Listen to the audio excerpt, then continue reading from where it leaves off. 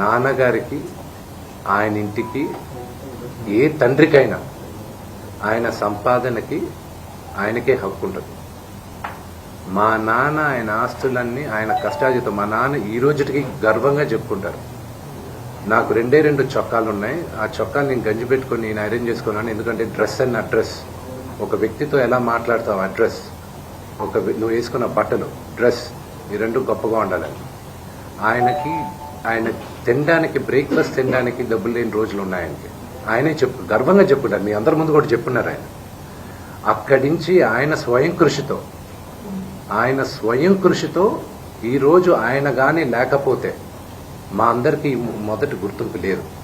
మీరందరూ కూడా మాకు గౌరవం ఇచ్చేది కూడా మోహన్ బాబు గారి పిల్లలనే. ఇప్పుడు ఆయన లేకపోతే మేము లేవు. ఇప్పుడు ఇట్ ఈస్ అన్ఫార్చునేట్. ఇప్పుడు ఆయన ఈరోజు నువ్వు నా దగ్గర ఉండడానికి వీల్లేదు అన్నాడంటే ఆయన ఇంట్లో, నేను ఉంటాను, నాకు హక్కేముంది.